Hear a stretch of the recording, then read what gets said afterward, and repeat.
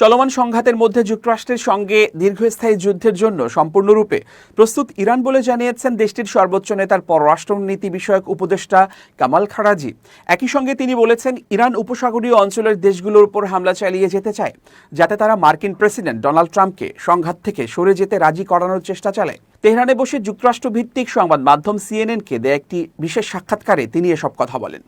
এই মুহূর্তে কূটনৈতিকভাবে এই সংকট সমাধানের সম্ভাবনা নাকচ করে কামাল খারাজি বলেন, এই যুদ্ধ কেবল অর্থনৈতিক সংকটের মধ্যেই শেষ হতে পারে।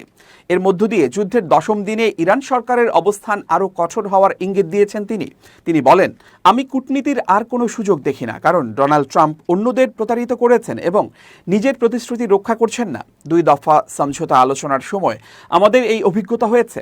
আমরা যখন আলোচনায় যুক্ত ছিলাম তখনই তারা আমাদের উপর আঘাত হেনেছে। তিনি আরও বলেন, এই যুদ্ধ অন্যদের উপর ব্যাপক চাপ, অর্থনৈতিক চাপ তৈরি করছে। মূল্যস্ফীতি, জ্বালানি সংকট ব্যাপক অর্থনৈতিক চাপ তৈরি করছে এবং এটা চলতে থাকবে। যুদ্ধ চলতে থাকলে চাপের মাত্রা আরও বাড়বে।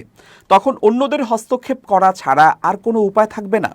ইরানের এই কর্মকর্তা বলেন, ততক্ষণ পর্যন্ত আলোচনার সুযোগ নেই যতক্ষণ না অর্থনৈতিক চাপ এমন পর্যায়ে পৌঁছায় যে অন্য দেশগুলো ইরানের বিরুদ্ধে যুক্তরাষ্ট্র ও ইসরায়েলের আগ্রাসন বন্ধের নিশ্চয়তার জন্য হস্তক্ষেপ করতে বাধ্য হয়।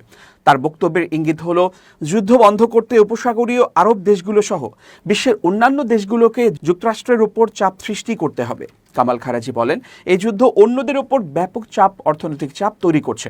মূল্যস্ফীতি, জ্বালানি সংকট ব্যাপক অর্থনৈতিক চাপ তৈরি করছে এবং এটা চলতে থাকবে। যুদ্ধ চলতে থাকলে চাপের মাত্রা আরও বাড়বে। তখন অন্যদের হস্তক্ষেপ করা ছাড়া আর কোনো উপায় থাকবে না। যুক্তরাষ্ট্রভিত্তিক পরামর্শক প্রতিষ্ঠান র্যাপিড অ্যান্ড এনার্জি গ্রুপের পরিসংখ্যান বলছে, চলমান এই সংঘাতের ফলে বিশ্বের আনুমানিক 20% তেল সরবরাহ ব্যাহত হয়েছে। 1956 থেকে 57 সালের সুয়েজ খাল সংকটের সময়ের রেকর্ডের তুলনায় এটি প্রায় দ্বিগুণ।